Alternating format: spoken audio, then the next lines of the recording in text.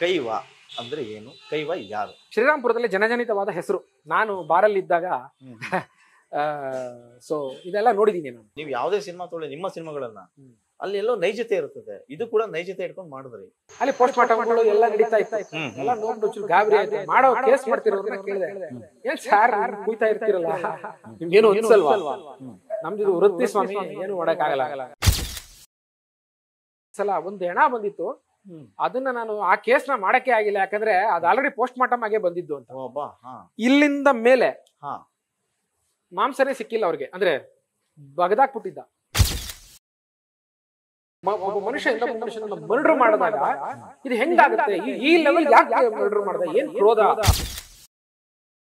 ಜಯತೀರ್ಥ ಅವರು first time ಒಬ್ಬ lady cameraman ಕರ್ಕೊಂಡು ಕೆಲಸ ಮಾಡಿಸ್ತಾರೆ. More than a branded, I need a ಸಮಯ. ಫೈನಲಿ ಅದನ್ನ ಪ್ರೂವ್ ಮಾಡಿದಿರಲ್ಲ. ನೋಡಿ, ನಿಮ್ಮ ದುಡ್ಡಿಗೆ, ನಿಮ್ಮ ಟಿಕೆಟ್ಗೆ ನಾವು ಮೋಸ ಮಾಡಬಾರ್ದು ಅನ್ನೋ ದೃಷ್ಟಿಕೋನದಲ್ಲೇ ಈ ಸಿನಿಮಾನ ನಾವು ಚಿತ್ರಿಸಿರೋದು. ಎಲ್ರಿಗೂ ನಮಸ್ಕಾರ, ನಾನು ವಿಜಯ್ ಭರಮಸಾಗರ. ಇವತ್ತು ನಮ್ಮ ಜೊತೆ ಒಬ್ಬ ನಿರ್ದೇಶಕರಿದ್ದಾರೆ. ಸುಮಾರು 7-8 ಸಿನಿಮಾಗಳನ್ನ ನಿರ್ದೇಶನ ಮಾಡಿದ್ದಾರೆ. ಈ ವಾರ ಮತ್ತೆ ಒಂದು ಬಹು ನಿರೀಕ್ಷೆಯ ಸಿನಿಮಾ ರಿಲೀಸ್ ಆಗ್ತಾ ಇದೆ. ಅದು ಈಗಾಗಲೇ ನಿಮಗೆ ಗೊತ್ತಿರಬಹುದು, ಕೈವ. ಎಸ್, ಕೈವ ನಿರೀಕ್ಷೆ ಇರ್ತಕ್ಕಂಥ ಸಿನಿಮಾ. ಯಾಕೆ ನಿರೀಕ್ಷೆ ಇರ್ತಕ್ಕಂಥ ಸಿನಿಮಾ ಅಂದ್ರೆ ಅದರ ನಿರ್ದೇಶಕ ಬಂದ್ಬಿಟ್ಟು ಜಯತೀರ್ಥ. ನಿಮಗೆ ಜಯತೀರ್ಥ ಅಂದ ತಕ್ಷಣ ನೆನಪಾಗೋದೆ ಒಲವೇ ಮಂದಾರ, ಟೋನಿ, ಬನಾರಸ್, ಆಮೇಲೆ ಬೆಲ್ ಬಾಟಮ್, ಬ್ಯೂಟಿಫುಲ್ ಮನಸ್ಸುಗಳು, ಈ ತರದ ಪ್ರತ್ಯೇಕವಾದಂಥ ಸಿನಿಮಾಗಳನ್ನ ಕೊಟ್ಟವರು, ಸಕ್ಸಸ್ಫುಲ್ ಸಿನಿಮಾಗಳನ್ನು ಕೊಟ್ಟವರು. ಒಂದೇ ಜಾನಲ್ಲಿ ಸಿನಿಮಾ ಮಾಡಬಾರ್ದು ಅನ್ನೋ ನಿಟ್ಟಿನಲ್ಲಿ ಈ ಸರಿ ಕೈವ ಪಕ್ಕಾ ಮಾಸ್ ಎಂಟರ್ಟೈನ್ಮೆಂಟ್ ಆಗಿರುವಂಥ ಸಿನಿಮಾ ಕೊಟ್ಟಿದ್ದಾರೆ. ಡೈರೆಕ್ಟರ್ ನಮ್ಮ ಜೊತೆಗಿದ್ದಾರೆ. ಇವತ್ತು ಆ ಸಿನಿಮಾ ಬಗ್ಗೆ ಒಂದಿಷ್ಟು ಮಾತುಕತೆನ ಹಂಚ್ಕೊಳ್ಳಲಿದ್ದಾರೆ. ಬನ್ನಿ, ಹಾಗಾದ್ರೆ ಅವ್ರ ಹತ್ರ ಮಾತಾಡೋಣ. ಸರ್ ನಮಸ್ಕಾರ. ನಮಸ್ಕಾರ ಸರ್, ಹೇಗಿದ್ದೀರಿ? ಹೇಗಿದ್ದು? First class. ಸ್ವಲ್ಪ ಜೋರ ಮಾತಾಡಿ ಸರ್. ಕೈವ ಈ ವಾರ ರಿಲೀಸ್ ಆಗ್ತಾ ಇದೆ, ಅಂದ್ರೆ ಡಿಸೆಂಬರ್ 8ಕ್ಕೆ ರಾಜ್ಯಾದ್ಯಂತ ಅದ್ದೂರಿಯಾಗಿ ಬರ್ತಾ ಇದೆ. ನಿಮಗೆ ಆ ಕೈವ ಕತೆ ಹುಟ್ಟಿದ್ ಹೇಗೆ ಅದನ್ನ ಹೇಳಿ ಫಸ್ಟ್. ಅದೇ ಸರ್, ಈಗ ನಾನು ಎಲ್ಲ ಕಡೆ ಹೇಳ್ತಾ ಇದ್ದೀನಿ, ಬೆಲ್ ಬಾಟಮ್ ಸಿನಿಮಾದ್ದು ಒಂದು ಶೂಟಿಂಗ್ ಬೆಂಗಳೂರಲ್ಲಿ ಒಂದು ಪ್ಯಾಚ್ ವರ್ಕ್ ಇತ್ತು. ಓಕೆ. ಸೊ ಬೆಂಗಳೂರು ಮೆಡಿಕಲ್ ಕಾಲೇಜಲ್ಲಿ ಅದರದ್ದು ಫಾರೆನ್ಸಿಕ್ ಡಿಪಾರ್ಟ್ಮೆಂಟ್ ಅಲ್ಲಿ ನಡೆಯುವಂತ ಒಂದು ಸಿಚುವೇಶನ್ ಶೂಟ್ ಮಾಡ್ತಾ ಇದೆ. ಅದಕ್ಕಾಗಿ ಒಂದು ಮೆಗ್ಗೆಟ್ಸ್ ಹುಳುಗಳು ಅನ್ನೋದ್ರು ಹುಳುಗಳು ಬೇಕಾಗಿತ್ತು. ಆದ ತಕ್ಷಣನೇ ನಾನು ಅದಕ್ಕೋಸ್ಕರ ನಾನು ಒಂದ್ ಸ್ವಲ್ಪ ಮಾರ್ಚುರಿಗೆ ಹೋದೆ ಅಲ್ಲೇ. ಅಂದ್ರೆ ನೋಡೋಣ ಅದನ್ನ, ಆಕ್ಚುಲಿ ಅದು ಸೆನ್ಸಾರ್ ಬ್ಲರ್ ಮಾಡ್ಬಿಡ್ತಾರೆ ಆತರ ಹುಳುಗಳನ್ನೆಲ್ಲ ತೋರಿಸಿದ್ರೆ, ಅದು ಯೂಸ್ ಮಾಡ್ಬೋದಾ ಬೇಡವಾ ಅಂತ ಅಟ್ಲೀಸ್ಟ್ ಸುಮ್ಮನೆ ಸಣ್ಣ ರಿಸರ್ಚ್ ಆಗ್ಲಿ ಅಂತ ಹೋದೆ. ಅಲ್ಲಿ ಪೋಸ್ಟ್ ಮಾರ್ಟಮ್ಗಳು ಎಲ್ಲ ನಡೀತಾ ಇತ್ತು. ಎಲ್ಲ ನೋಡ್ಬಿಟ್ಟು ಗಾಬರಿ ಆಯ್ತು. ಮಾಡೋ ಕೇಸ್ ಮಾಡ್ತಿರೋರ್ನ ಕೇಳಿದೆ, ಏನ್ ಸಾರ್ ಹಿಂಗ್ ಕೂಯ್ತಾ ಇರ್ತಿರಲ್ಲ, ನಿಮ್ಗೇನು ಅನ್ಸಲ್ವಾ? ನಮ್ದು ವೃತ್ತಿ ಸ್ವಾಮಿ, ಏನು ಮಾಡಕ್ಕಾಗಲ್ಲ. ಯಾವತ್ತು ಭಯನೇ ಆಗಿಲ್ವ ನಿಮ್ಗೆ? ಇಲ್ಲ ಇಲ್ಲ, ಆಫ್ಟರ್ ಈ ವೃತ್ತಿ ಬರಬೇಕಾದಾಗ ಬಿಗಿನಿಂಗ್ ಅಲ್ಲಿ ಎಲ್ರಿಗೂ ಭಯ ಆಗುತ್ತೆ. ಬಟ್ ಇದು ಫರ್ದರ್ ಅಲ್ಲಿ ನಾನು ಒಂದ್ಸಲ ಒಂದು ಹೆಣ ಬಂದಿತ್ತು, ಅದನ್ನ ನಾನು ಆ ಕೇಸ್ನ ಮಾಡಕ್ಕೆ ಆಗಿಲ್ಲ, ಯಾಕಂದ್ರೆ ಅದು ಆಲ್ರೆಡಿ ಪೋಸ್ಟ್ ಮಾರ್ಟಮ್ ಆಗೇ ಬಂದಿದ್ದು ಅಂತ.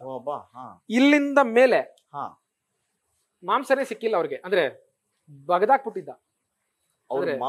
ಮಾಡ್ಲಿಕ್ಕೆ ಆಗಲ್ಲ.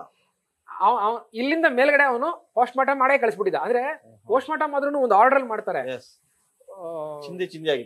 ಮೂಳೆ ಸಮೇತ ಸ್ಕಲ್ ಸಮೇತ ಬಗದಿದ್ರು. ಇದು ನನ್ನ ಕೇಸ್ ಬಂದಿತ್ತು. ಇನ್ ಯಾವ ಮಟ್ಟಕ್ಕೆ ರೊಚ್ಚಿಗೆದ್ದು ಅಷ್ಟು ಕ್ರೂರವಾಗಿ ಸಾಯಿಸಿದ್ದ ಅಂತ ಗೊತ್ತಾಗ್ಲಿಲ್ಲ. ಮರ್ಡರ್ ಅಲ್ವಾ, ಮರ್ಡರ್ ಅದು ಆಕ್ಸಿಡೆಂಟ್ ಅಲ್ಲಿ ಈ ತರ ಕೇಸ್ಗಳು ಬರ್ತವೆ, ಅದು ಹೆಂಗ್ ಬೇಕಾದ್ರೂ ಆಗುತ್ತೆ. ಬಟ್ ಒಬ್ಬ ಮನುಷ್ಯ ಇನ್ನೊಬ್ಬ ಮನುಷ್ಯನ ಮರ್ಡರ್ ಮಾಡಿದಾಗ ಇದು ಹೆಂಗಾಗುತ್ತೆ? ಈ ಲೆವೆಲ್ ಯಾಕೆ ಮರ್ಡರ್ ಮಾಡ್ದ? ಏನ್ ಕ್ರೋಧ ಅಂತ ಕೇಳಿದೆ. ಹಾಗಾದ್ರೆ ಅದಿಂದ ಏನೋ ಲವ್ ಸ್ಟೋರಿ ಇತ್ತಂತೆ ಸಾರ್ ಅಂತ ಬಂತು, ನನಗೆ ಹಿಡ್ಕೊಂತು. ಟ್ರಿಗರ್ ಆದ್ರಿ ನೀವು. ಹುಳ ಹುಡ್ಕೊಂಡು ಹೋದನು, ನನ್ನ ತಲೆ ಹುಳ ಬಿತ್ತು.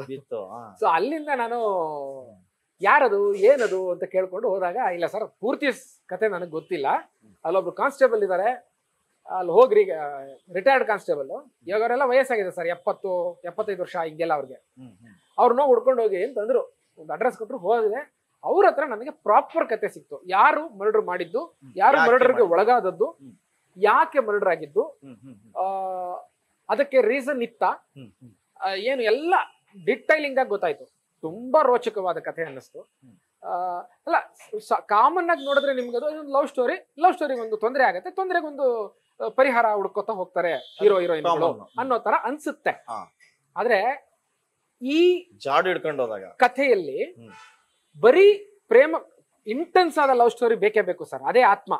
ಯಾವ ಇತಿಹಾಸದ ನೆರಳು ಇಲ್ಲದೆ ಪ್ರೇಮಕ್ಕೆ ತನ್ನ ತಾನೇ ಪುಟಿಯುವ ಶಕ್ತಿ ಇದೆ. ಯಾವ ಅನುಭವನೂ ಬೇಡ, ಯಾವ ಇತಿಹಾಸನೂ ಬೇಡ, ಏನೂ ಬೇಡ. ಇವತ್ತು ಏನೂ ಇಲ್ಲದೆ ಇದ್ರೂ ಕೂಡ ಎರಡು ಗಂಡು ಹೆಣ್ಣು ಹುಟ್ಟಿದ್ರೆ ಅವರ ನಡುವೆ ಪ್ರೇಮ ಆಗುತ್ತೆ. ಅದು ಪ್ರಕೃತಿಯ ಜುಟ್ಟು, ಅದ್ರ ಕೈನಲ್ಲಿದೆ. ಆದ್ರೆ ಇಲ್ಲಿ ಏನಾಗಿದೆ, ಅವರಿಬ್ರು ಸೇರಕ್ಕೆ ಒಂದು ಸಾಂಸ್ಕೃತಿಕ ವೇದಿಕೆ ಇದೆ, ಒಂದು ಧಾರ್ಮಿಕ ವೇದಿಕೆ ಇದೆ, ಒಂದು ಐತಿಹಾಸಿಕ ವಿಶ್ವವಿಖ್ಯಾತ ಕರಗ ಅನ್ನೋ ಒಂದು ದೊಡ್ಡ ಕಲರ್ ಇದೆ, ದೊಡ್ಡ ಮ್ಯೂಸಿಕ್ ಇದೆ, ದೊಡ್ಡ ಗಾಡೆಸ್ ಇದೆ ಅಲ್ಲಿ. ಒಂದು ಅಂದ್ರೆ ಪ್ರೇಮಕ್ಕೆ ಒಂದು ವೇದಿಕೆ ಆಗಿದೆ ಅದು. ಅದ್ರ ನಂತರ ಅದಕ್ಕೆ ತೊಂದರೆ ಕೊಡೋದಕ್ಕೆ ಅವತ್ತಿನ ರೌಡಿಸಂ ಎರ ಇದೆ. 1983ರಲ್ಲಿ ನಡೆದಂತ ಒಂದು ರೌಡಿಸಂ ಎರ ಏನಿದೆ ಅದಿದೆ. ಅದಲ್ಲದೆ ಐತಿಹಾಸಿಕ ಘಟನೆಗಳಿವೆ, ಅದ್ರ ಜೊತೆಗೆ ಒಂದು ಲವ್ ಸ್ಟೋರಿ ಇದೆ. ಸೊ ಐತಿಹಾಸಿಕ ಘಟನೆಗಳು, ರೌಡಿಸಂ ಎರ, ಧಾರ್ಮಿಕ ಹಿನ್ನೆಲೆ, ಇದೆಲ್ಲದರ ಜೊತೆಗೆ ಒಂದು ಇಂಟೆನ್ಸ್ ಆದ ಪರಮ ಮುಗ್ಧ ಪ್ರೇಮ. Very intense, very honest. Jayatheertha ಅವರು ಎಲ್ಲಾ ಸಿನಿಮಾಗಳಿಗೆ ಈ ಪರಮ ಮುಕ್ತ ಪ್ರೇಮ ಇದ್ದೇ ಇರುತ್ತೆ. ಅದು ರಿಯಲ್ ಇನ್ಸಿಡೆಂಟ್. ನೀವು ಯಾವ್ದೇ ಸಿನಿಮಾ ತೊಗೊಳ್ಳಿ, ನಿಮ್ಮ ಸಿನಿಮಾಗಳನ್ನ, ಅಲ್ಲಿ ಎಲ್ಲೋ ನೈಜತೆ ಇರುತ್ತದೆ. ಇದು ಕೂಡ ನೈಜತೆ ಇಟ್ಕೊಂಡು ಮಾಡಿದ್ರಿ. ಹೌದು, ಸತ್ಯವಾದ ನಡೆದದ್ದು ಇನ್ಸಿಡೆಂಟ್. ಹಾಗಾಗಿ ಇದನ್ನೆಲ್ಲ ಪಾತ್ರಗಳನ್ನೆಲ್ಲ ಹುಡುಕಿ, ಕೆಲವು ಪಾತ್ರಗಳು ಬದುಕಿದಾವೆ, ಕೆಲವು ಪಾತ್ರಗಳು ಸತ್ತೋಗಿದಾವೆ. ಆ ಪಾತ್ರಗಳನ್ನೆಲ್ಲ ನಾನು ಕೇಳ್ಕೊಂಡು ಬಂದಾಗ ಕೆಲವರು ಪರವಾಗಿಲ್ಲ ನನ್ನ ಹೆಸರನ್ನ ಬಳಸಿ ಅಂತಂದ್ರು, ಕೆಲವರು ಬೇಡ ಅಂದ್ರು, ನಾವೆಲ್ಲೂ ಕಾಣಿಸ್ಕೊಳಕ್ ಇಷ್ಟಪಡೋದಿಲ್ಲ ಅಂತಂದ್ರು, ನಮ್ಮ ಕಥೆ ಅಂತ ಹೇಳ್ಬೇಡಿ, ನಿಮ್ದು ಹುಟ್ಟಾಕೊಂಡಿರೋ ಕಥೆ ಅಂತ ಹೇಳಿ ಅಂತಾನೆ ಎಲ್ಲ ಅಂದ್ರು. ಸರಿ, ಎಲ್ಲರ ಇದನ್ನು ತಗೊಂಡು ನಾನು ಸತ್ಯ ಕಥೆ ಆಧಾರಿತ ಆದರೆ ಒಂದು ಸಣ್ಣ ಸಿನಿಮ್ಯಾಟಿಕ್ ಶೈಲಿ ಕೊಟ್ಟು ಅದಕ್ಕೊಂದು ನೋಡಿ, ಈಗ ನಾನೇ ಹೇಳ್ದಂಗೆ ಒಂದು ಧಾರ್ಮಿಕ ಹಿನ್ನೆಲೆ ಇದೆ, ಒಂದು ಪ್ರೇಮ ಇದೆ, ಒಂದು ರೌಡಿಸಂ ಎರ ಇದೆ, ಮತ್ತು ಐತಿಹಾಸಿಕ ಘಟನೆಗಳಿವೆ. ಈ ನಾಲ್ಕರನ್ನು ಕೂಡ ಒಂದು ಕಥೆಯೊಳಗಡೆ ಒಂದು ಸ್ಕ್ರೀನ್ ಪ್ಲೇ ಮಾಡ್ಬೇಕಲ್ಲ, ಇಷ್ಟೇ ಚಾಲೆಂಜ್ ನನಗೆ. ಮೇನ್ ಚಾಲೆಂಜ್ ಅದೇ. ಸೊ ಎಲ್ಲದಕ್ಕೂ ನ್ಯಾಯ ಒದಗಿಸ್ಬೇಕು. ಆ 4 ವಿಚಾರಕ್ಕೆ ನ್ಯಾಯ ಒದಗಿಸ್ತಾ, ಎಲ್ಲಾ ಪಾತ್ರಗಳಿಗೂ ಒದಗಿಸ್ತಾ. ಹಂಗ್ ನೋಡಕ್ ಹೋದ್ರೆ ಸ್ಕ್ರೀನ್ ಸ್ಪೇಸ್ ಅಲ್ಲಿ ಬಂದಾಗ ಇಂಥ ಕಮರ್ಷಿಯಲ್ ಮೂವಿಗಳಲ್ಲಿ ಪ್ರೊಟಾಗನಿಸ್ಟ್ ಅತಿ ಹೆಚ್ಚು ಸ್ಪೇಸ್ ತಗೋತಾರೆ ಅಂತ ಅಂತೀರಾ. ಇಲ್ಲಿ ಹಂಗಿಲ್ಲ ಸರ್. ಹೀರೋ ತನ್ನ ಕೆಲಸ ಇದ್ದಾಗ ಮಾತ್ರ ಬರ್ತಾರೆ. ಸೂಪರ್. ಯಾಕಂದ್ರೆ ಇದು ಹೀರೋಯಿಸಂ ಸ್ಟೋರಿ ಅಲ್ವೇ ಅಲ್ಲ. ಹೀರೋಯಿಸಂ ಹೆಂಗಿರುತ್ತೆ ಅಂತಂದ್ರೆ, ಒಬ್ಬನ ಹೊಡೆಯೋದ್ರಿಂದ, ಒಬ್ಬನ ಕಚ್ಚೋದ್ರಿಂದ, ಒಬ್ಬನ ತಲೆ ತೆಗೆಯೋದ್ರಿಂದ ಅಲ್ಲ, ಅವನು ಯಾವ ಕಾರಣಕ್ಕೆ ಈ ಕೆಲಸ ಮಾಡ್ತಿದ್ದಾನೆ ಅನ್ನೋದ್ರಿಂದ. ಕಾರಣ ಬಹಳ ಮುಖ್ಯ ಆಗುತ್ತೆ ಸರ್. ಒಂದು ಹೋರಾಟ ಏನಕ್ಕೆ ಆಗ್ತಾ ಇದೆ, ಆ ಹೋರಾಟದ ಕಾರಣವೇನು? ಈ ಕತೆ ಆಯ್ತು, ಸ್ಕ್ರೀನ್ ಪ್ಲೇ ಆಯ್ತು, ಡೈಲಾಗ್ ಎಲ್ಲ ಆಯ್ತು. ಈ ಕತೆ ಎಲ್ಲೆಲ್ಲಿ ಓಡಾಡ್ತು, ಕೊನೆಗೆ ಎಲ್ಲಿಗೆ ಬಂದು ನಿಲ್ತು, ಅದ್ರ ಒಂಚೂರು ಹೇಳಿ. ತುಂಬಾ ರೋಚಕವಾಗಿ ಅವರು ಹೇಳಿದ್ರು. ಅಲ್ಲಲ್ಲ, ಅದು ಹೆಸರುಗಳು ಬೇಡ, ಬಹಳ ಅಡ್ಡಾಡ್ತು. ಅಂದ್ರೆ ನನಗೆ 2017ರಲ್ಲಿ ಈ ಕತೆ ಹೊಳೆದಿದ್ದಲ್ಲ, ನಾನು ಅದನ್ನ ರಿಸರ್ಚ್ ಮಾಡ್ತಾ ಆಗ 2017ರಲ್ಲಿ ಆದ ಇದನ್ನ ಶೂಟ್ ಮಾಡಿಸಿದೆ ನಾನು. ನಮ್ಮ ರಘು ನಿಡುವಳ್ಳಿನೇ ಹೋಗಿದ್ರು. ಅವಾಗ ರಘು ನಿಡುವಳ್ಳಿ ನನ್ನ ಕೋ ಡೈರೆಕ್ಟರ್ ಫಸ್ಟ್ಗೆ. ಈಗ ಡೈಲಾಗ್ ರೈಟರ್ ಅಲ್ಲಿ ಅವ್ರು ನನಗೆ ಸಿಗ್ತಾ ಇಲ್ಲ, ನನಗೆ ಸಿಗ್ತಾನೆ ಇಲ್ಲ ಅವನು. ತುಂಬಾ ಚೆನ್ನಾಗಿ ಬ್ಯುಸಿ ಆಗಿದ್ದಾರೆ. ಅವಾಗ ಸ್ವಲ್ಪ ರಘು ಬಾಯ್ಲಿ, ಈ ಕತೆ ನಾವು ಮಾಡೋಣ ಮುಂದಕ್ಕೆ ಯಾವಾಗಾದ್ರೂ, ಸದ್ಯಕ್ಕೆ ಕರಗ ಹೇಗ್ ನಡೆಯುತ್ತೆ ಅಂತ 3 ಕ್ಯಾಮ್ರಾ ಇಟ್ಕೊಂಡು ಶೂಟ್ ಮಾಡ್ಬಿಡಪ್ಪ ನೀವು ಅಂದ್ಬಿಟ್ಟು ಅವನ್ನ ಕಳ್ಸಿಕೊಟ್ಟಿದ್ದೆ. ಅವಾಗ ಬೇರೆ ಯಾರೋ ಇದ್ರು, ಗಾಂಧಿನಗರದ ದೊಡ್ಡವರು, ಅವ್ರು ಇನ್ವೆಸ್ಟ್ ಮಾಡಿದ್ರು ಪಾಪ. ಅದನ್ನೆಲ್ಲ ಕಲೆ ಹಾಕಿ ತಗೊಬಂದು ಎಡಿಟ್ ಮಾಡಿ ನೋಡಿ, ಆ ಕತೆನ ಹಿಂಗ್ ಮಾಡೋಣ ಹಂಗ್ ಮಾಡೋಣ ಅಂತ ಮಾಡಿ ಒಬ್ಬೊಬ್ರನ್ನ ಮಾತಾಡ್ತಾ ಇನ್ನೊಬ್ರು ಯಾರೋ ತಲೆಗ್ ಬಂತು. ಅದು ಆಗಲ್ಲ, ಮತ್ತೊಬ್ರು ಯಾರೋ ಬೇಕು. ಅಂದ್ರೆ ನೋಡಿ, ಒಂದು ಕತೆ ಸ್ಕ್ರೀನ್ ಪ್ಲೇ ಬರಿಬೇಕಾದಾಗ ಒಂದು ಮುಖ ಬೇಕು ಸರ್, ಒಂದು ಮುಖ ಬೇಕು. ಆಮೇಲೆ ಒಂದು ಪರ್ಟಿಕ್ಯುಲರ್ ಪಾಯಿಂಟ್ ಅಲ್ಲಿ ಯಾವ ಮುಖನೂ ಇಲ್ಲ, ರಿಯಲ್ ಮುಖ ನಾನು ನೋಡಿದ್ನಲ್ಲ, ಕ್ರಾಫ್ ಆಗಿ ಇದಾಗಿ ಅವತ್ತಿನ ಯಂಗ್ ಸಖತ್ತಾಗಿದ್ರು. ಈಗ್ಲೂ ಆಲ್ರೆಡಿ ಮನುಷ್ಯ, ಈಗ್ಲೂ ಸಖತ್ತಾಗಿದ್ದಾರೆ. ಒಂದ್ ಸಣ್ಣದಾಗೆ ಕಾಲ್ ಕುಂಟ್ತಾರೆ ಇವಾಗ, ಬಟ್ ಕ್ಯಾರೆಕ್ಟರ್ ಇದೆ, ಈಗ ಇದೆ ಇಲ್ಲೇ ಇದಾರೆ ಹತ್ರದಲ್ಲೇ.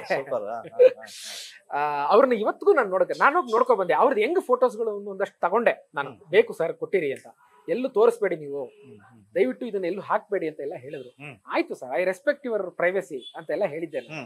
ಇದಾದ ನಂತರ ಆ ಫೇಸ್ ಬಂತು ಗೊತ್ತಾ, ಆ ಫೇಸ್ನೇ ಇಟ್ಕೊಂಡು ಇಮ್ಯಾಜಿನ್ ಮಾಡಿದೆ. ಆದ್ರೆ ಯಂಗ್ ವರ್ಷನ್ ಫೇಸ್ ನನ್ನ ಹತ್ರ ಇತ್ತು ಫೋಟೋ, ಅದನ್ನೇ ನಾನು ನೋಡ್ಕೊಂಡು ಆ ಕಲ್ಪನೆ ಮಾಡ್ಕೊಂಡು ಹೋದೆ. ಅದಕ್ಕೆ ಯಾರು ಸೂಟ್ ಆಗ್ತಾರೆ ಅಂತ ಹುಡುಕ್ರೆ, ನಾನು ವೆನ್ ಐ ವೆಂಟ್ ಇದು ಅಂತ ಎಲ್ಲ ದೊಡ್ಡ ದೊಡ್ಡ ಮನೆ ತರದವ್ರೆ ಒಂದಷ್ಟು ಜನದ ಹತ್ರ ಮಾತಾಡಿದೆ ನಾನು ಈಗ ಆಲ್ರೆಡಿ ಇದಾಗಿ.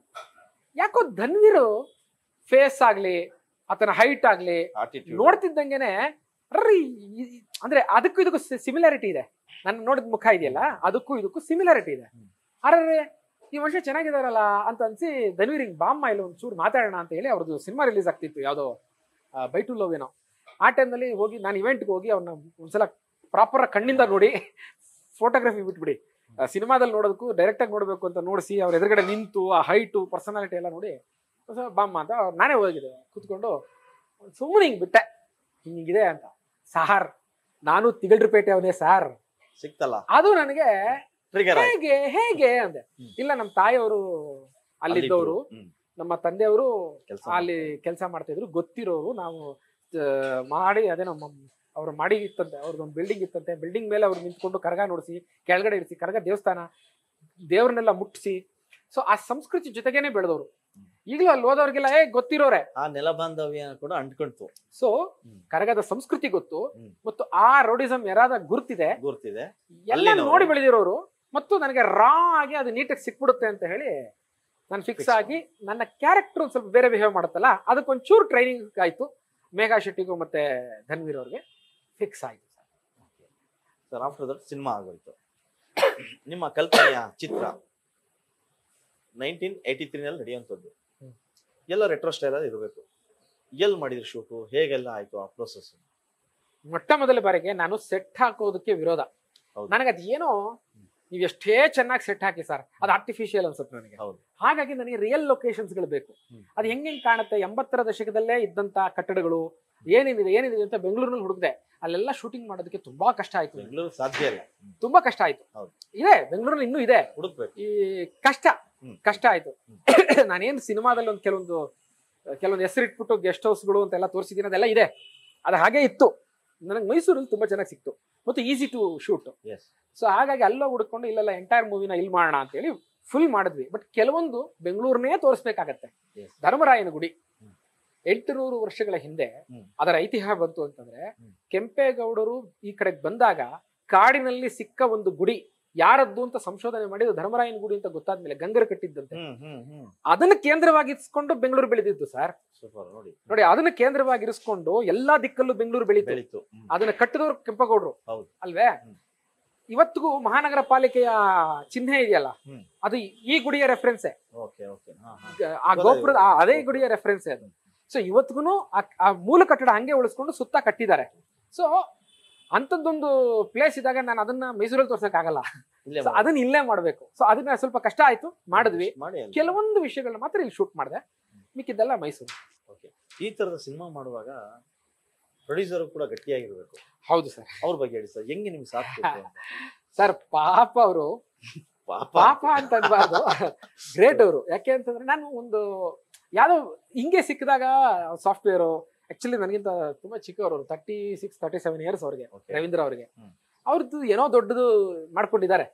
ಹಿಂಗೆ ಸಿನಿಮಾ ಮಾಡ್ಬೇಕು ಅಂತಂದಾಗ ಈ ಹುಡುಗರಿಗೆಲ್ಲ ಎಲ್ಲಿ ಸೀರಿಯಸ್ ಇರುತ್ತೆ ಅಂತ ನಿಜವಾಗ್ಲೂ ನಾನು ಅನ್ಕೊಂಡಿದ್ದೆ. ಅದಾದ್ಮೇಲೆ ಇಲ್ಲ sir we are very serious ಅಂತ ಬಂದ್ರು. ನಾನೊಂದು ಬೇರೆ ಕತೆ ಹೇಳಿ ಬೇರೆ ಏನೋ ಇದು ಮಾಡಿ ಮಾಡೋಣ ಅನ್ಕೊಂಡು ಮಾಡ್ತಾ ಇದ್ದಾಗ ಸಡನ್ ಆಗಿ ಇದನ್ನ ಮಾಡ್ಬೇಕು, ಇದನ್ ಮಾಡ್ತೀರಾ ಅಂತಂದೆ. ನೀವ್ ಹೆಂಗೆ ಹೇಳ್ತಿರೋ ಹಂಗೆ ಅಂದ್ಬಿಟ್ರು.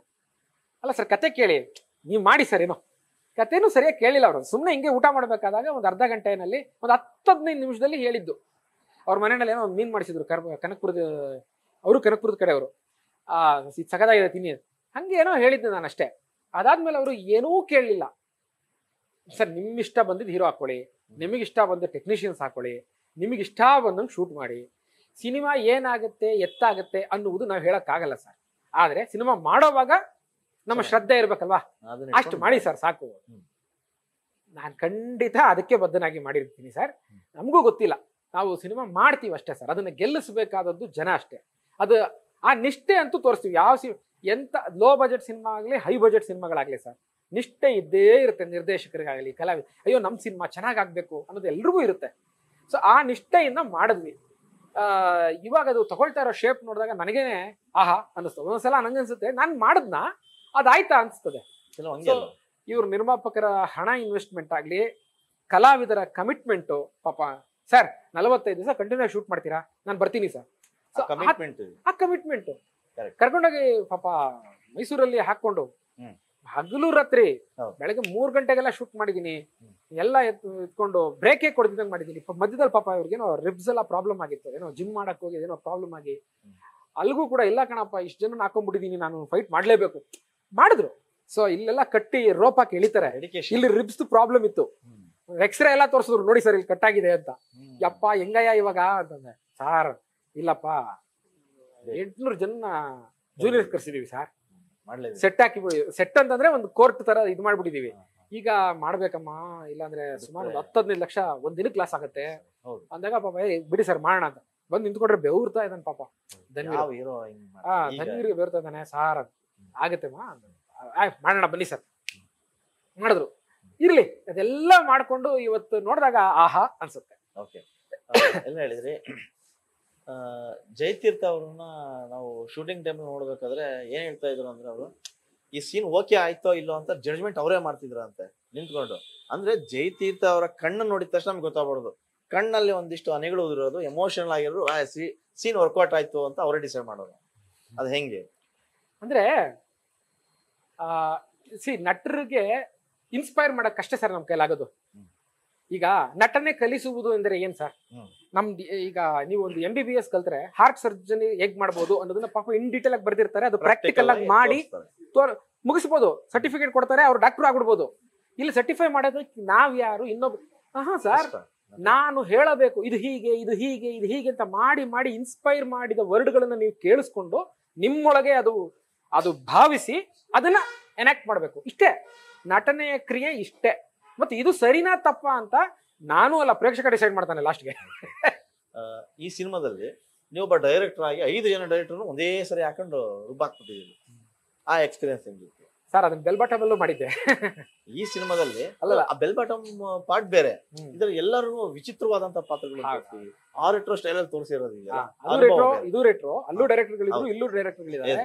ಇಲ್ಲಿ ಸ್ವಲ್ಪ ಏನಾಗುತ್ತೆ ಅಂತಂದ್ರೆ, ದಿನಕರ್ ಸರ್ ಮೊದಲನೇ ಡೈರೆಕ್ಟ್ರು. ನೀವು ನೋಡಿದಿರಿ, ನಾನ್ ಹೇಳ್ಬೇಕಾಗಿಲ್ಲ, ಪ್ರೇಕ್ಷಕರು ನೋಡಿ ಎಲ್ರು ನಂಗೆ ಫೋನ್ ಮಾಡಿ ಏನ್ ಸರ್ ಹಂಗ್ ಕಾಣಿಸ್ತಾರ ಅವರು. ಕೆಲವು ಅವ್ರ ತಂದೆ ತರನೇ ನೋಡ್ದಂಗಾಗುತ್ತೆ. ಗೆಟಪ್ ಸರ್, ಎವ್ರಿ ಕ್ಯಾರೆಕ್ಟರ್ ಹೇಗೆ ಗೆಟಪ್ ಹಾಕೋಬೇಕು, ಅವ್ರ ಹೇರ್ ಸ್ಟೈಲ್ ಹೇಗಿರ್ಬೇಕು, ಅವ್ರ ಬಾಡಿ ಲ್ಯಾಂಗ್ವೇಜ್ ಹೇಗಿರ್ಬೇಕು, ಅವ್ರ ಡೈಲಾಗ್ಸ್ ಹೇಗಿದೆ, ಅವ್ರ ಗತ್ತೇನು, ಸಿನಿಮಾದಲ್ಲಿ ಪಾತ್ರ ಏನು, ಅದ್ರ ಗತ್ತೇನು, ಅದರ ಸರ್ಕಲ್ ಎಷ್ಟು, ಇದನ್ನೆಲ್ಲ ಜಡ್ಜ್ ಮಾಡಿ ಒಬ್ಬೊಬ್ರು ನಾವು ಪ್ರಿಪೇರ್ ಮಾಡ್ಬಿಟ್ಟಿದ್ವಿ. ಸೊ ಹಾಗಾಗಿ director Dinakar sir, director Ramesh Indira sir beautiful character ಮಾಡಿದ್ದಾರೆ. Director Giriraj sir, director Raghu Shivamogga ಅವರು, ಹೀಗೆ ಇವರೆಲ್ಲರೂ ತುಂಬಾ ರೆಕಗ್ನೈಸ್ ಆಗುವಂತ ಒಂದು ಕ್ಯಾರೆಕ್ಟರ್ಗಳು. ಎಲ್ಲಾರನ್ನು ನೀವು ಮರೆಯಕ್ಕಾಗಲ್ಲ ಸರ್. ಎಲ್ಲಾ ಪಾತ್ರಗಳನ್ನು ಆಹಾ ಅನ್ಸುತ್ತೆ, ಎಷ್ಟೊಂದು ಇದೆಯಲ್ಲ ಅನ್ಸುತ್ತೆ. ಆ ತರ ಅನ್ಕೊಂಡು ಆಚೆ ಬರುವಂತ ಒಂದು ಸಿನಿಮಾ. ಚೆನ್ನಾಗಿ ವರ್ಕೌಟ್, ನನಗೆ ತುಂಬಾ ಇಷ್ಟ ಆಯ್ತು ಸರ್. ಡೈರೆಕ್ಟರ್ಗಳು ಟೆಕ್ನಿಷಿಯನ್ಸ್ ಗಳಿದಾರಲ್ಲ ಸರ್, ಅವ್ರು ಇನ್ವಾಲ್ವ್ ಆಗೋದು ಬೇರೆ ಲೆವೆಲ್ ಅಲ್ಲಿ ಸರ್. ಆಕ್ಟರ್ಗಳಿಂತ ಜಾಸ್ತಿ ಬೇರೆ ತರ. ಜಯತೀರ್ಥ ಅವರು ಫಸ್ಟ್ ಟೈಮ್ ಒಬ್ಬ ಲೇಡಿ ಕ್ಯಾಮ್ರಾಮನ್ ಕರ್ಕೊಂಡ್ಬಂದು ಕೆಲಸ ಮಾಡಿಸ್ತಾರೆ. ಒಂದಿಷ್ಟು ಜನಗಳಿಗೆ ಲೇಡಿ ಕರ್ಕೊಂಡ್ಬಂದು ಕೆಲಸ ಮಾಡ್ತಾ ಇದಾರೆ ಅನ್ನೋ ಮಾತುಗಳು ಬಂದ್ವು. ವರ್ಕ್ ಹೆಂಗಾಯ್ತು? ಟ್ರೈಲರ್ ನೋಡಿದ್ಮೇಲೆ ಎಲ್ಲ ಸುಮ್ಮನೆ ಆಗ್ಬಿಟ್ಟು. ಏನ್ ಗೊತ್ತಾ ಬಾಸ್, ಕ್ಯಾಮ್ರಾಮನ್ ಬಹಳ ಇಂಪಾರ್ಟೆಂಟ್ ಒಂದು ಸಿನಿಮಾಗೆ. ಇಡೀ ಸಿನಿಮಾದ ಸತ್ವ ಅವರೇ ಅಲ್ವಾ? ಸತ್ವನೇ. ಯಾಕಂದ್ರೆ ನನ್ನ ಬಿಟ್ರೆ ನೆಕ್ಸ್ಟ್ ನೋಡಿ, ನನ್ನ ಕಲ್ಪನೆಯ ಶಾರ್ಟ್ಸ್ ಗಳನ್ನ, ನನ್ನ ಕಲ್ಪನೆಯ ದೃಶ್ಯಗಳನ್ನ ಮೊದಲು ನೋಡೋರು ಅವರು, ನನಗಿಂತ ಮೊದಲು. ನೋಡಿ ಸರ್ ಹೀಗೆ ಅಂತ ತೋರಿಸ್ತಾರೆ, ಆಮೇಲೆ ಓಕೆ ಹಿಂಗಾ ಸರಿ ಅಂತ ನಾನು ಮತ್ತೆ ಇದಕ್ಕೆ ಅಡಾಪ್ಟ್ ಆಗ್ಬೇಕು. ಸೊ ಅಂತ ಮೇಜರ್ ಟೆಕ್ನಿಷಿಯನ್ ಅಂಥವ್ರನ್ನ ಆಯ್ಕೆ ಮಾಡ್ಬೇಕಾದಾಗ ನನಗೆ ಅವರು ತುಂಬಾ ಹೊತ್ತು ಕೊಡ್ಬೇಕು ಸರ್, ಟೈಮ್ ಕೊಡಬೇಕು. ಅದು ಏನಾಗ್ತಾ ಇದೆ, ಈ ನಮ್ಮ ಎಲ್ಲಾ ಕ್ಯಾಮ್ರಾಮನ್ಗಳು ತುಂಬಾ ಬ್ಯುಸಿ ಆಗ್ಬಿಟ್ಟು ಅವರು ಫೇಮಸ್ ಸರ್, ಎಲ್ರಿಗೂ ಅವರೇ ಬೇಕು. ಆ ಥರದ್ದೆಲ್ಲ ನನ್ನ ಬನಾರಸ್ ಮಾಡಿದ್ದು, ನಮ್ಮ ಅದ್ವೈತ್ನ ನಾನು ಯೋಚನೆ ಮಾಡಿದ್ದೆ, ನಮ್ಮ ಅರವಿಂದ್ ಅವರು ಯೋಚನೆ ಮಾಡಿದ್ದೆ, ತುಂಬಾ ಜನ ನನ್ನ ಮಿತ್ರರು ಇದ್ದಾರೆ. ಯಾವಾಗ ಈ ಹುಡುಗಿ ಬಂದು ಅವ್ರನ್ನ ಇಂಟರ್ವ್ಯೂ ಮಾಡಿ ಎಲ್ಲ ಮಾತಾಡ್ತಾ ಇದ್ದಾಗ ಆ ಹುಡುಗಿ ಹೇಳ್ತು ನನಗೆ, sir I will be completely ಇದಕ್ಕೆ ಅಂತ. ನನಗೆ ಟೈಮ್ ಕೊಡಬೇಕಾಗಿತ್ತು ಸರ್. ನಮ್ಮ ಪಾತ್ರ ಹೇಗೆ ಕ್ರಿಯೇಟ್ ಆಗುತ್ತೆ, ಅದರ ಕಾಸ್ಟ್ಯೂಮ್ ಹೇಗೆ, ಅದರ ಗೆಟಪ್ ಹೇಗೆ, ಆ ಕಲರ್ ಏನು, ಆ ಮಟೀರಿಯಲ್ ಏನು, ಬಟ್ಟೆ, ನೆಕ್ಸ್ಟ್ ಆ ಬಟ್ಟೆ ಆ ಕ್ಯಾರೆಕ್ಟ್ರು ಒಂದು ಸೆಟ್ಟಲ್ಲಿ ಹಿಂಗೆ ನಿಂತ್ಕೊಂಡಾಗ ಆ ಸೆಟ್ ಬ್ಯಾಕ್ ಗ್ರೌಂಡ್ ಕಲರ್ ಏನಿರಬೇಕು, ಅದ್ರದ್ದು ಮಟೀರಿಯಲ್ ಏನಿರಬೇಕು, ಮತ್ತೆ ಇವ್ರು ಬಳಸ್ತಿರೋ ಕ್ಯಾಮ್ರಾ ಎಂಥದ್ದು, ಇವೆಲ್ಲವೂ ಸೇರಿ ಇಷ್ಟೊಂದು ಸಮಯ ಕೊಡಬೇಕಾಗಿದೆ. ರೆಟ್ರೋ ಸಿನಿಮಾ ಮಾಡ್ತಿರೋದು sir. Normal I can keep camera like this anywhere. ಯಾವುದೇ ಒಂದು ಪ್ಲೇಸಲ್ಲೂ ಕೂಡ ಕ್ಯಾಮ್ರಾ ಪ್ಲೇಸ್ಮೆಂಟ್ ಮಾಡಿ ನೀವು ಶಾರ್ಟ್ ತೆಗೆದುಬಿಡಿ ಅಂತಂದ್ರೆ ಮಾಡೋಕ್ಕಾಗೋದಿಲ್ಲ ಆ ಥರ. ಅದಕ್ಕೊಂದು ರಿಸರ್ಚ್ ಆಗಬೇಕು, ಅದಕ್ಕೊಂದು ಪ್ರಿಪ್ರೇಷನ್ಸ್ ಇರಬೇಕು, ಅದಕ್ಕೆ ಟೈಮ್ ಕೊಡಬೇಕು. ಆ ಟೈಮ್ ಕೊಡೋರ್ಗೋಸ್ಕರನೇ ನಾನು ಕಾಯ್ತಾ ಇದ್ದೆ. ಕೊನೆಗೆ ಅದು ಸಿಕ್ಕಿದ್ರು. ಆಮೇಲೆ ನಾನು ಹೇಳಿದೆ, ನೀನು ಇದ್ಬಿಡು, ಈ ಸಿನಿಮಾ ಬಿಟ್ಟು ಬೇರೆ ಏನೂ ಮಾಡಂಗಿಲ್ಲ, ಅಷ್ಟು ನನಗೆ ಟೈಮ್ ಬೇಕು, ಹಾಗಾಗಿ ನಾನು ನಿನ್ನನ್ನೇ ನಾನು ಪ್ರಿಫರ್ ಮಾಡ್ತಾ ಇದ್ದೀನಿ ಅಂತ. And she involved very well. ಯಾಕಂದರೆ actually hero costume, heroine costume ಮಾಡಿದವ್ರು ಬೇರೆ, ಮತ್ತು ಇಡೀ ಬೇರೆ ಎಲ್ಲ ಕ್ಯಾರೆಕ್ಟರ್ಗಳ ಕಾಸ್ಟ್ಯೂಮ್ ಮಾಡಿದವ್ರು ಬೇರೆ. ಈ ಎಲ್ಲರ ಜೊತೆಲೂ ಕೂತ್ಕೊಂಡು ಮೀಟಿಂಗ್ಸ್ಗಳು ಮಾಡಿ ಮಟೀರಿಯಲ್ಸ್ನ ತರಿಸ್ಕೊಂಡು ಈ ಬಟ್ಟೆ ಓಕೆ, ಈ ಬಟ್ಟೆ ಬೇಡ. ಯಾಕಂದರೆ ಒಂದು ಈಗ ನೋಡಿ, ನೀವು ಒಂದು ಬಟ್ಟೆ ಹಾಕೊಂಡಿದ್ದೀರಾ, ಒಂದು ಒಂದು ಒಂದು ಸಣ್ಣ ನಾನೊಂದು ವಿಂಡ್ ಕೊಟ್ರೆ ಅದು ಹಿಂಗೆ ಅಲ್ಲಾಡಬೇಕು ಅಂತ ಕೇಳ್ತಿದ್ದೆ ನಾನು.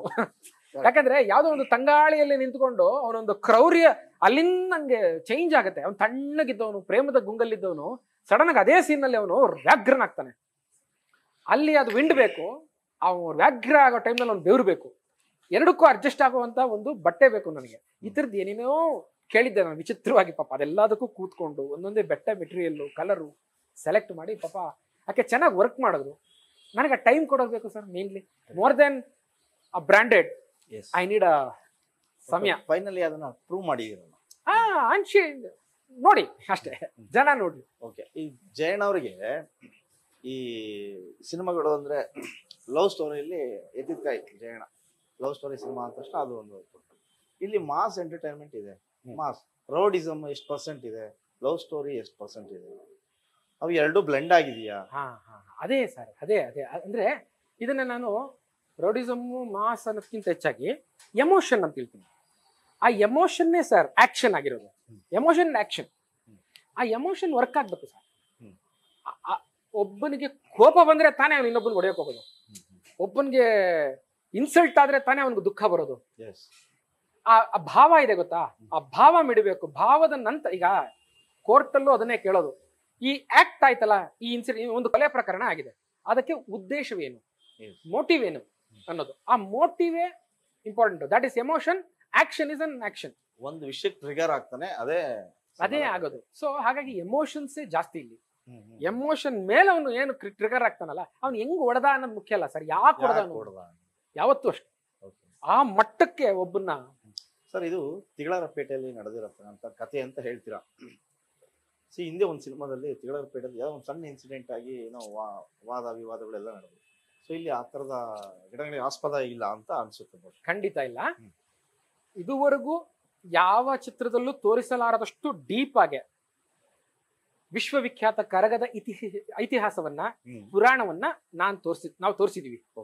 ಅದನ್ನ ತೋರ್ಸೋಕ್ ಮುಂಚೆ ಅದನ್ನ ಬರ್ಕೊಂಡು, ಸರ್ ನನ್ನ ರಿಸರ್ಚ್ ಪ್ರಕಾರ ಹೀಗಿದೆ, ಇದು ಸರಿನಾ ಅಂತ ಹೇಳಿ ಅಲ್ಲಿನ ಮುಖಂಡರನ್ನ ಹೋಗಿ, ಅಲ್ಲಿನ ಮುಖ್ಯಸ್ಥರನ್ನ ಹೋಗಿ, ತಿಗಳರಪೇಟೆಯ ಧರ್ಮರಾಯನ ಗುಡಿಯ ಆಡಳಿತ ಮಂಡಳಿ ಇವ್ರನ್ನ ಹೋಗಿ ನಾನು ಸ್ಕ್ರಿಪ್ಟ್ ಕೊಟ್ಟೆ, ಇದು ನಾನು ನೋಡಿ ಸರ್ ಅಂತ.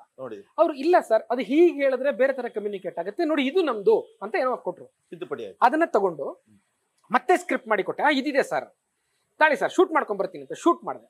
ಅಷ್ಟು ದೃಶ್ಯಗಳನ್ನ ಕರ್ಕೊಂಡೋಗಿ ತೋರಿಸ್ದೆ, ಇದು ಸರಿ ಇದೆ ಸರ್. ಹೀಗೆ ಅವರ ಸಲಹೆ ಸೂಚನೆ ಎಲ್ಲ ತಗೊಂಡು ಅದನ್ನೇ ಮಾಡಿ, ಅದನ್ನೇ ತಗೊಂಡೋಗಿ ಅವರಿಗೆ ಪ್ರೊಜೆಕ್ಟ್ ಮಾಡಿ ತೋರಿಸಿದಾಗ ಅವರು ಸಂತೋಷ ಪಟ್ಟಿದ್ದಾರೆ. ಅವರು ನಮ್ಮ ಜೊತೆಗೆ ನಿಂತಿದ್ದಾರೆ. ಯಾವ ಮಟ್ಟಕ್ಕೆ ಅವ್ರು ನಮ್ಮ ಜೊತೆಲಿದ್ದಾರೆ ಅಂತಂದ್ರೆ, ನೆಕ್ಸ್ಟ್ 4ನೇ ತಾರೀಕು ಅವರೇ ಒಂದು ಪ್ರೆಸ್ ಮೀಟ್ ಕರೀತಾ ಇದ್ದಾರೆ, ಕರೆದು ಈ ಸಿನಿಮಾಗೆ ಶುಭ ಕೋರ್ತಾ ಇದ್ದಾರೆ. ಒಳ್ಳೆದಾಗಲಿ ಜಯಣ್ಣ, ನಾವು ಅದೇ ಮಾತಿಗೆ ಶುಭ ಕೋರೋಣ. ಇಲ್ಲಿ ಧನ್ವೀರ್ ಮತ್ತೆ ಮೇಘಾ ಆ ಇಬ್ರು ಕಾಂಬಿನೇಷನ್ ಹೆಂಗ್ ವರ್ಕೌಟ್ ಆಯ್ತು? ಯಾಕಂದ್ರೆ ನಿಮ್ಮ ಮೂವರು ಕಾಂಬಿನೇಷನ್ ಫಸ್ಟ್ ಟೈಮ್, ಅದು ಹೇಗೆ ಬಾಂಡಿಂಗ್ ವರ್ಕೌಟ್ ಆಯ್ತು? ಸರ್ ಫಸ್ಟ್ ಟೈಮ್ ಅನ್ನೋದು ನನಗೆ ತುಂಬಾ ಈಸಿ. ಈಗ ನೋಡಿ, ಕ್ಯಾಮ್ರಾಮನ್ ಫಸ್ಟ್ ಟೈಮು, ಧನ್ವೀರ್ ನನ್ನ ಜೊತೆ first time, Megha first time, ಮತ್ತು ಹಲವಾರು ಪಾತ್ರಗಳು ನನ್ನ ಜೊತೆ first time, production first time, ಹೊಸ ನಿರ್ಮಾಪಕರು.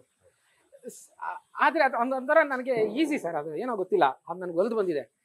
ನೋಡಿ, ಮೊದಲನೇ ಸಿನಿಮಾ ಆ ಹುಡುಗಿದು ಕ್ಯಾಮ್ರಾಮನ್ದು ಚೆನ್ನಾಗಿ ವರ್ಕ್ ಮಾಡಿದ್ದಾರೆ ಅಷ್ಟೇ. ನನ್ನ ಮೇಲೆ ತುಂಬಾ, ಆಮೇಲೆ ನನ್ನ ಕಡೆಯಿಂದ ತುಂಬಾ ಪ್ರಾಪರ್ ಕಮ್ಯುನಿಕೇಶನ್ ಇರುತ್ತೆ ಸರ್, ಪ್ರತಿಯೊಬ್ಬ ಟೆಕ್ನಿಷಿಯನ್ಗೂ ಪ್ರತಿಯೊಬ್ಬ ಆರ್ಟಿಸ್ಟ್ಗೂ. ಹಾಗಾಗಿ ಅದು ನನಗೆ ಈಸಿ ಆಗುತ್ತೆ. ಎರಡನೇದು, ಇವರು ಇಬ್ಬರ ಬಗ್ಗೆ ಕೇಳಿದ್ರಲ್ಲ, ಹೀರೋ ಮತ್ತು ಹೀರೋಯಿನ್.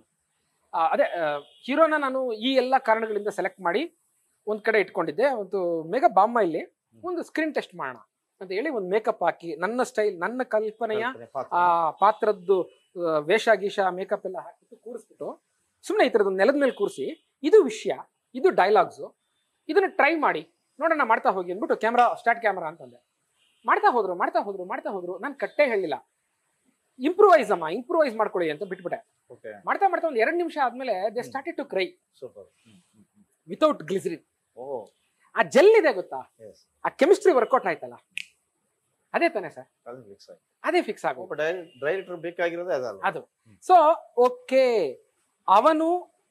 ಅವಳಲ್ಲಿ ಸಲ್ಮಾನ ನೋಡ್ತಿದ್ದಾನೆ, ಅವಳು ಅವನಲ್ಲಿ ಕೈವನ್ ನೋಡ್ತಾ ಇದ್ದಾಳೆ, ಆಗೋಯ್ತಲ್ಲ, ನನ್ನ ಪಾತ್ರಗಳು ಸಿಕ್ಬಿಡ್ತು ಅಂತ ಹೇಳಿ ನಾನು ಕಟ್ ಮಾಡಿದೆ ಕ್ಯಾಮ್ರಾ. ಕೈವಾ ಅಂದ್ರೆ ಏನು? ಕೈವಾ ಯಾರು? ಅದು ನನ್ನ ಕಲ್ಪನೆಯ ಹೆಸರು. ಓಕೆ, ಇದು ನಿಜವಾದ ವ್ಯಕ್ತಿಯ ಹೆಸರಲ್ಲ, ನಾನು ಇಟ್ಟಿರೋ ಹೆಸರು. ಯಾರೋ ಹೇಳಿದ್ರು ಹಿಂದೆ ಒಬ್ಬ ರೌಡಿ ಇದ್ದ, ಅವನೆಲ್ಲ ಕಪಾಲಿ ಥಿಯೇಟರ್ ಪಾನಿಪುರಿ ತಿನ್ನಕ್ ಬರ್ತಾ ಇದ್ದ, ಹಾಗೆ ಹೀಗೆ ಅವನ ಕಥೆನ ಇಟ್ಕೊಂಡು ಮಾಡಿದ್ದಾರೆ ಅಂತ. ಊಹಾಪೋಹಗಳ ಗೊತ್ತಿಲ್ಲ, ಕಲ್ಪನೆಯ ಗೊತ್ತಿಲ್ಲ. ಇರ್ಲಿ ಅಲ್ಲ, ಪಾನಿಪುರಿ ತುಂಬಾ ಜನ ತಿಂತಾರೆ, ಎಷ್ಟೋ ರೂಢಿಗಳು ತಿಂದಿರ್ತಾರೆ, ಅದು ಇವರೇ ತಿಂದಿರ್ತಾರ ಗೊತ್ತಿಲ್ಲ, ತಿಂದಿರ್ತಾರೆ. ಯಾಕಂದ್ರೆ ಅವರ ಸುತ್ತಮುತ್ತನೇ ಒಂದಷ್ಟು ಗೋಬಿ ಸೆಂಟರ್ಗಳು ಅವರೇ ನೇತೃತ್ವದಲ್ಲೇ ನಡೀತಾ ಇದೆ ಇವಾಗ. ಅವ್ರದೊಂದಷ್ಟು ನಡೀತಾ ಇದೆ ಈಗ. ಏನಂತಂದ್ರೆ ಕೈವಾ ಅನ್ನುವುದು ನನ್ನ ಕಲ್ಪನೆಯ ಹೆಸರು. ಕೈವಾರ ಭೀಮಾ ಅನ್ನೋ ಒಬ್ಬ ವ್ಯಕ್ತಿ ಇಲ್ಲಿ ಕೈವಾರ ಆಗಿರ್ತಾನೆ ಅಷ್ಟೇ. ಕೈವಾ ಅಂತ ಶಾರ್ಟ್ ಫಾರ್ಮ್ ಆಗಿ ಕೈವಾ ಅಂತ ಕರೀತಾರೆ. ಅದು ಒಂದು ಶ್ರೀರಾಮ್ಪುರದಲ್ಲಿ ಜನಜನಿತವಾದ ಹೆಸರು. ನಾನು ಬಾರಲ್ಲಿದ್ದಾಗ ಸೊ ಇದೆಲ್ಲ ನೋಡಿದೀನಿ ನಾನು. ಸೊ ಆ ಪಾತ್ರದಿಂದ ಇನ್ಸ್ಪೈರ್ ಆತರ ನಾನು ನೋಡಿದ್ದು ರೌಡಿಸಮ್.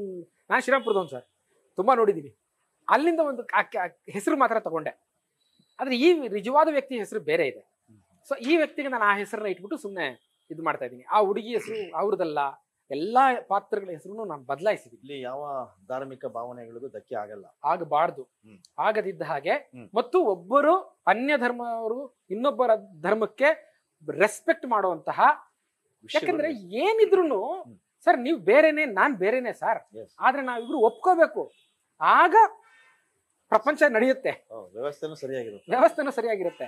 ನಿಮ್ದು ಎಷ್ಟೇ ಇರ್ಲಿ, ನಿಮ್ದು ಏನೇ ಇರ್ಲಿ, ನಿಮ್ಮ ಸಂಸ್ಕೃತಿನೇ ಬೇರೆ ಆಗುತ್ತೆ, ನಿಮ್ಮ ಪ್ರಕೃತಿನೇ ಬೇರೆ, ನನ್ನ ಪ್ರಕೃತಿ ಬೇರೆ, ನನ್ನ ಸಂಸ್ಕೃತಿ ಬೇರೆ. ಹೀಗಿದ್ದಾಗ್ಲೂ ಕೂಡ ನಾವು ಜೊತೆಲಿ ಇರ್ತೀವಿ ಅಂತಂದ್ರೆ ಅದು ಸಮಾಜದ ಬ್ಯೂಟಿ.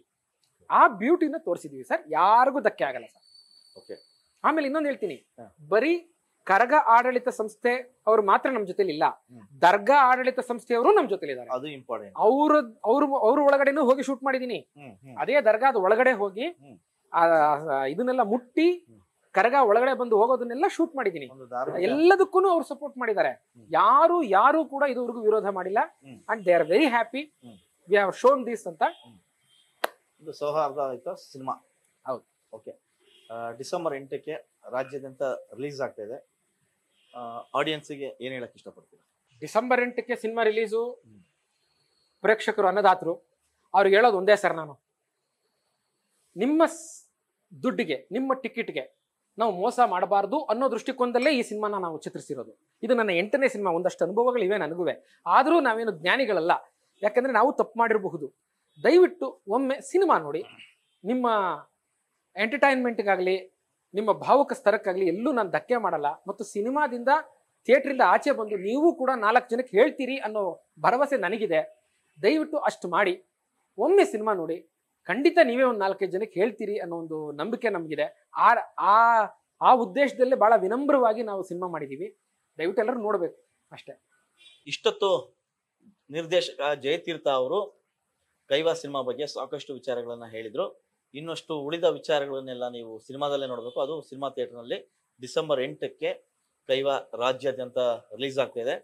ಜಯಣ್ಣ, ನಿಮಗೆ ಈ ಸಿನಿಮಾಗೆ ಆಮೇಲೆ ನಿಮಗೂ ಒಳ್ಳೇದಾಗ್ಲಿ. ಈ ತರದ ಒಂದಿಷ್ಟು ನೈಜ ಘಟನೆಯ ಸಿನಿಮಾಗಳು ನಿಮ್ಮಿಂದ ಬರುವಂತಾಗ್ಲಿ ಅಂತ ಹೇಳಿ ಆಶಿಸ್ತೀನಿ. ಒಳ್ಳೇದಾಗ್ಲಿ ಸರ್. Thank you Vijay.